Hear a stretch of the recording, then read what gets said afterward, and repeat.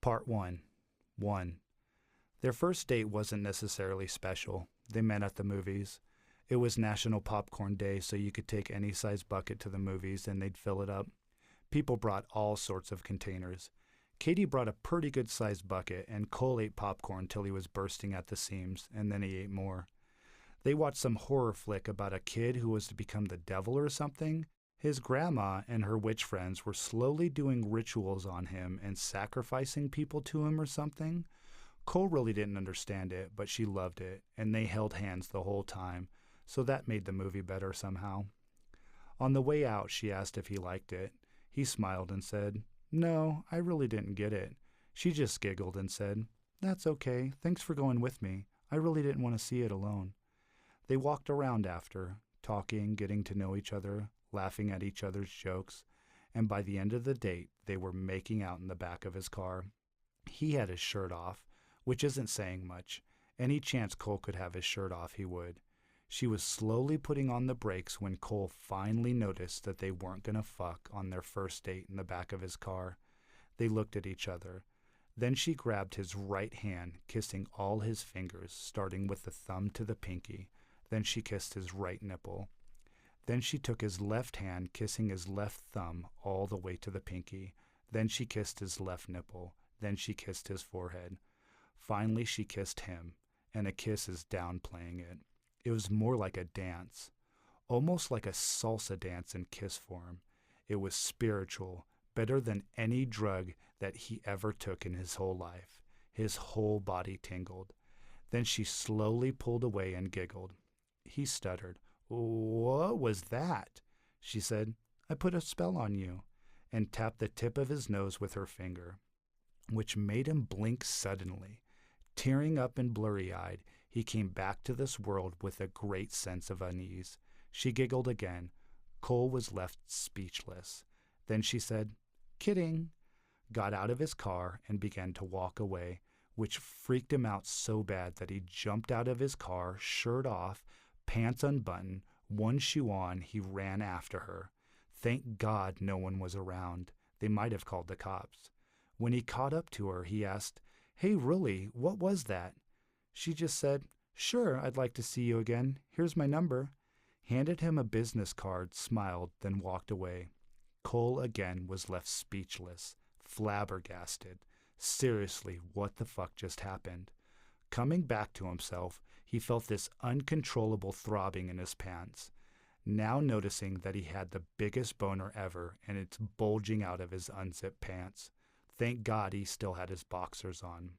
Realizing he's had a raging boner since they got into the back of his car. Actually, maybe the second they started holding hands in the theater. 2. Cole's been on a lot of dates since the big breakup with his ex over a year ago. Man, has it been over a year? But after a year, Cole was still not himself.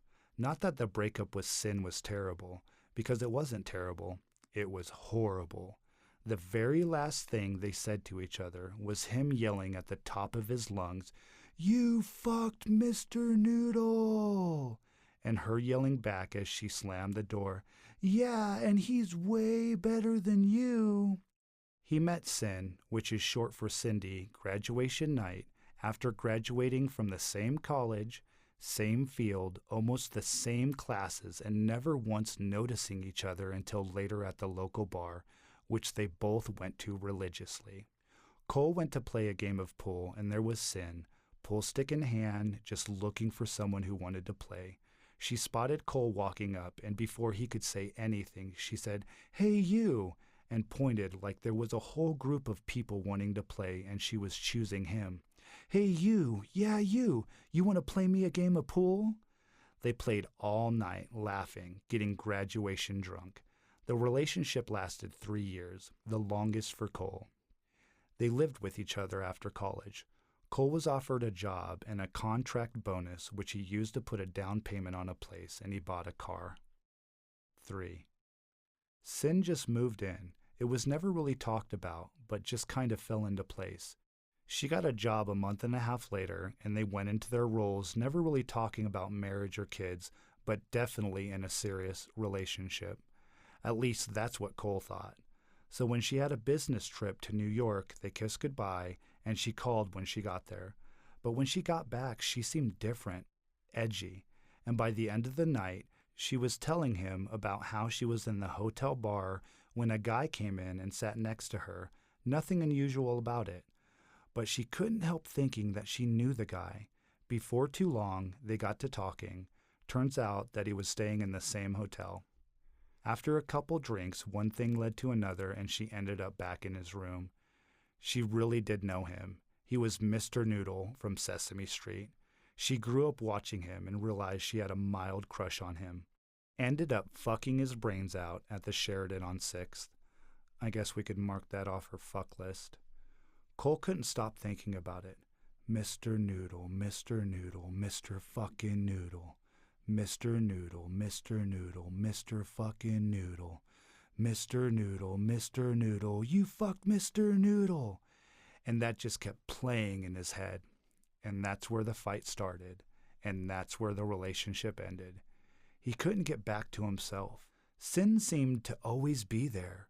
So when she moved out, it really hit home. 4. Cole was a big softy, handsome, ripped since middle school for no reason at all. Never playing any sports, even though all the coaches wanted him. He did like to rollerblade, and you could find him most Friday nights at one of the skate cities that permeated Denver Metro. He sat 6'1", 200 pounds, 3 years out of college, and really nothing to show for it. Now, on the cusp of 30, he was numb, lost, no purpose. He took 2 weeks off, never left the house, ordering Taco Bell through DoorDash almost every day. He didn't shower or answer the phone, listening to 4 songs full blast on repeat.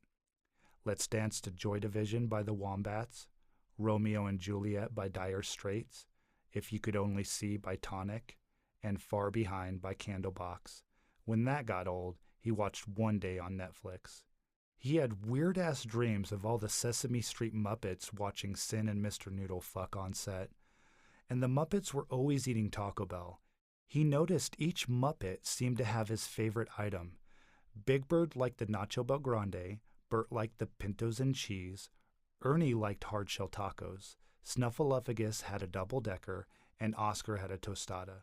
The Count was snacking Cinnatwists, and of course he was counting, but not the Cinnatwist he was snacking, but each lustful moan that erupted from Sin. Cole never looked at Sin or Mr. Noodle, and you never heard Mr. Noodle, of course, but you could hear Sin in the Count. Oh, 1 lustful moan. Ooh, 2 lustful moan. Ah, 3 lustful moans. Ah, ah, ah.